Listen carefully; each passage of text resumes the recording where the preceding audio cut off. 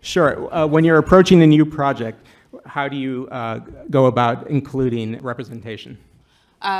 Personally, in terms of being able to write at DC, I've been blessed to be able to touch characters that are canonically, you know, part of the Pride spectrum. But I think for characters that aren't necessarily explicitly out, if there is ambiguity, then you kind of just push it as far as you can. I mean, that's just me, though. I want to make it as queer as possible. So they made Robin gay, but please do not Iceman our Tim Drake.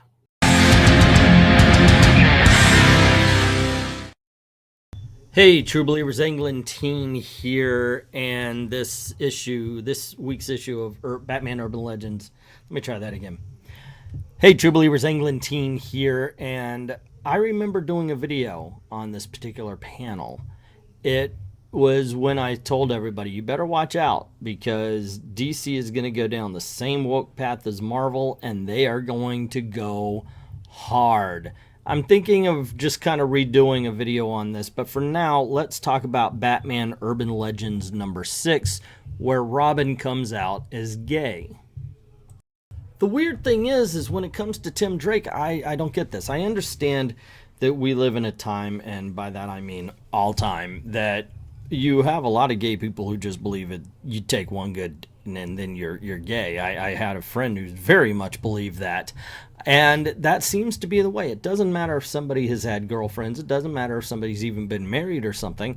They're just one slip away from going full-on homosexual. And with Tim Drake, I just don't understand this, because he's well established as a heterosexual.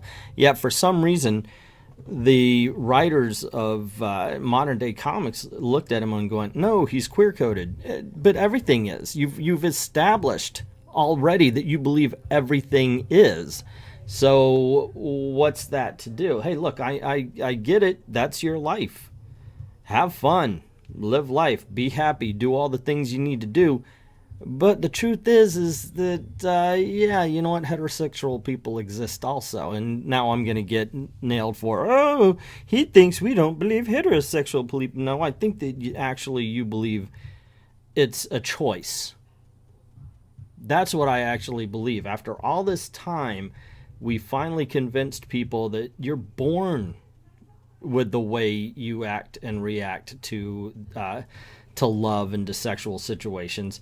And unfortunately, now you come along and you have a whole bunch of people like the DC writers here, like Vita Ayala and such, and the writer of the Batman Urban Legends, which we're going to get to in a little bit, who just seem to think it's a choice. Or maybe they've been lying to each other all along. We're going to talk about a few things. We're actually going to read the book in just a little bit here. It's a short story anyway. But there's a lot I want to talk about. And look, we are not getting Tim Drake back to the character he used to be. He's done. He's gone now, ladies and gentlemen. You might as well just accept it. But all I do is pray that they keep him the same character. And unfortunately, there's signs in this story that says that will not happen. Before we get started, I do have to admit, I do not read Batman Urban Legends. It's $8 a pop, and I kind of let myself out of the expensive DC comic books. But the book opens, Robin, of course, doing the whole bursting in heroic thing, and we hear Robin howl, and we see Tim Drake in some of our parts. Ew. But it also doesn't surprise me that there's a woman named Megan that's writing this, because it just seems like these days, yeah, of course, it would have to be. So I guess we're looking at a flashback, and I gotta tell you, they draw Robin creepily young here. You didn't know who you were dealing with. What I have to lose. Also, your masks. Very scary. Definitely not easy to infiltrate at all. So... And we flash forward again, and Robin is throwing some metal balls, I guess. You like chaos so much, have some chaos. Okay, there were smoke pellets, and people are trying to look around. Where is he? And we hear, or at least Robin saying, have to get to Bernard. Have to make sure he's okay, and we see Bernard's all tied up. Robin, let's get you off that altar. He's okay. Thank God. Bernard and Robin look into the smoke and see bodies moving around. Batman would try to outwit them, get them all to confess, and somehow threaten them off the roof. Bernard says, I can't believe it was you. I was obsessed with you, but his hand is warm, fever. Did they do something else to him? Robin looks angry. Bernard says, you seem different, like you're trying to be Batman. Great, even Bernard is a critic. Get out of here now. I will take care of this on my own. Bernard smirks and says, that's what you think. What? I've been training. And we see an evil goon come up towards him, but Bernard kicks him in the face. You don't have to fight on your own.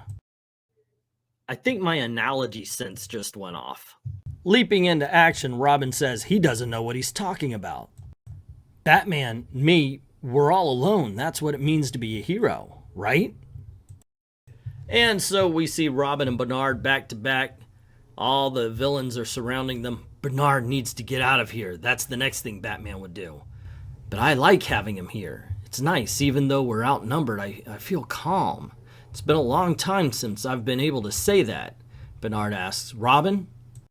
So this goes to something that actually Eric Breen has been saying, that there's no continuity past a certain, or up to a certain time, past a certain time, like 2013. After that, forget about it. They don't care that anything happened. For Tim Drake to actually have these feelings, for Tim Drake to feel like, oh, this is the first time I've ever felt comfortable, blah, blah, blah, blah, blah. You got to forget the entirety of Tim Drake's past. There is no history of Tim Drake. This is the very first Tim Drake story for this narrative to work.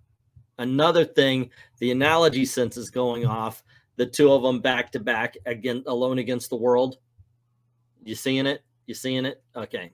So Tim asks what he wants to say. He says, if I don't make it out, can I ask a favor? You'll make it.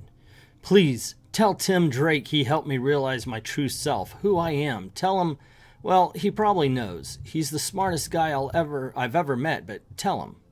Also, wouldn't Tim Drake be trained to know how dangerous this situation is to get the civilian out of the building? This is really bad writing. And so Bernard says, I wish we could have finished our date, and we see Tim Drake smile a little bit. Much like many modern day comics, they kind of brush over the action scenes while we get the dialogue, or at least the thoughts. Ever have a light bulb moment, like something out in the ether has been talking to you, teasing you? People keep asking me what I want. Oracle, Dick, Steph, even Connor. Like, you know, you're supposed to be on the same page with your brain, but not everything makes sense. And so Bernard's like, Robin, we did it. And he goes, yeah, I think we did. And then we cut to the scene outside the building. Cops have pulled up, taking the criminals. And we get the Robin thought bubbles. This part feels very familiar. The cleanup, getting statements, and figuring out what happened. We see Robin on a balcony, I guess, looking down over them. What happened, Robin? Can you tell us what went down here today? Anything we need to know? Or maybe it didn't change. Maybe it was always there, waiting for someone to start the program. Oh, oops, I edited this wrong. So he was saying, even if they did ask me, I don't think I have the words for it. It's like something changed in a program I didn't even know was running. And that's when they say, waiting for someone to start the program. Okay, let's move on. So this guy sees Tim Drake sitting above him, and he comes up and says, hey, kid, you couldn't choose a landing closer to the ground? You weren't supposed to make it up here, wasn't I? I know you have a mandate against us, me and my family, for something we chose. Okay, this is the mayor. And he looks at Tim Drake and says, I don't think you chose this. I think this is who you are. Oh my gosh. Analogy sense tingling. You don't know who I am. I broke up with my girlfriend, someone who I love for no reason. If she didn't understand, you sure don't understand. Why am I telling him this? And let's face it, Robin didn't choose this, neither did fans. As a matter of fact, fans would know about his history. A part of this, I did have the top 10 girlfriends of Tim Drake, just to show that these people are truly not giving a crap about who Tim Drake really is versus who they want to write him as. And I don't even think they want to write him as this. I just think that they want to do this. Like, Tim Drake's just convenient.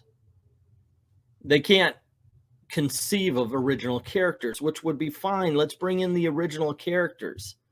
But to take someone who has an obvious past and do this, yeah, you're right. Tim Drake had no choice, in spite of everything that we've known for the last, what's it been now? Damn near 30 years, 30 something years. So the mayor continues to talk to Tim and says, I don't think that it's that simple. I know what you're going through. I've been through it too. You're holding too tight to a version of yourself you think you have to fit. Let go. You can figure out what you want along the way. I want my family to be safe. I want the mantle. I want.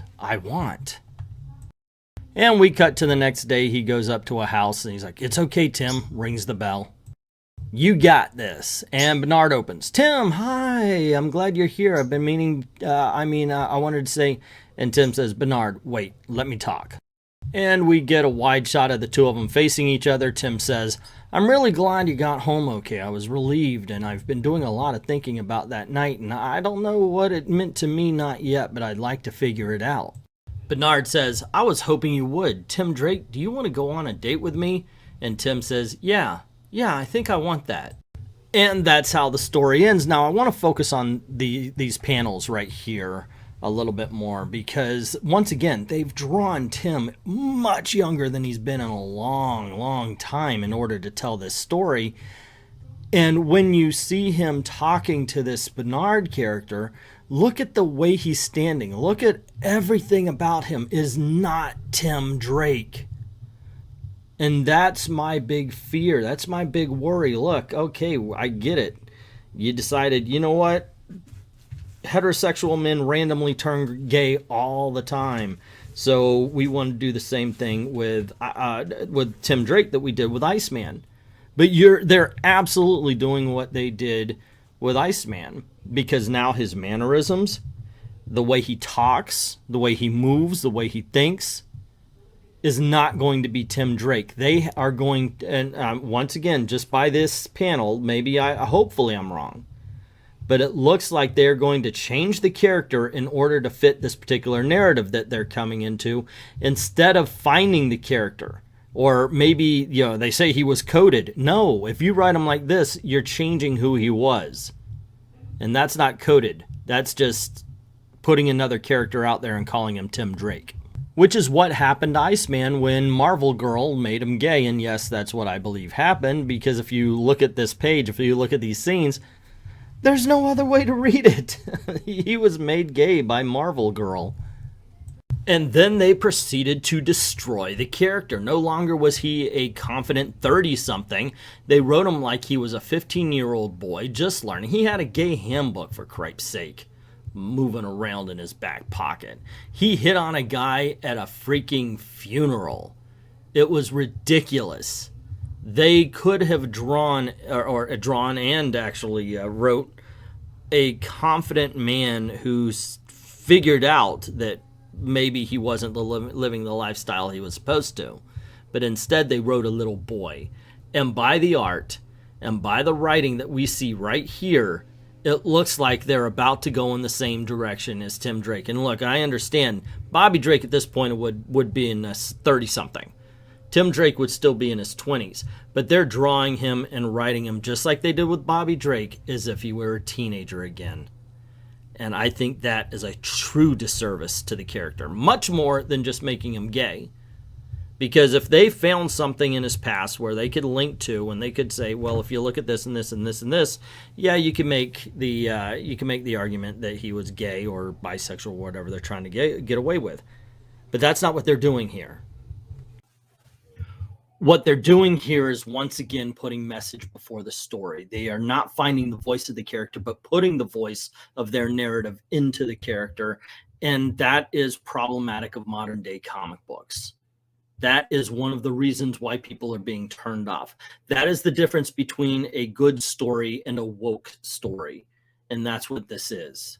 That's what they've done to this character. And by the way, this is actually Jason Todd. I already know that, so back off. But point being is they could have actually written a decent story, but they chose not to. And more, they seemingly choose not to write the good story. And then when we point out why this is not a good story, they choose to attack us as ists and phobics and all that kind of stuff, and nothing is further from the truth. I just like good. That's all I want. Good stories with original characters, which would be awesome. If you want to write an original character, go right on ahead. People are doing it many times over every month. You could see it in the previews in the independent sections. Go down Artist Alley at the next convention you're at. But that's just my opinion. What is yours? Let me know in the comments below. Don't forget to click like, share, subscribe, ring the notification bell, and pop up one of these We've Got Issue videos that are up somewhere around here, and see if that is a particular topic you like as well. Like, thank everybody who's gone over to Ko-Fi, drop $1 into the till, a little tip, help keep the lights on, help keep making videos for you. And to everyone, all of the true believers, thank you very much for watching.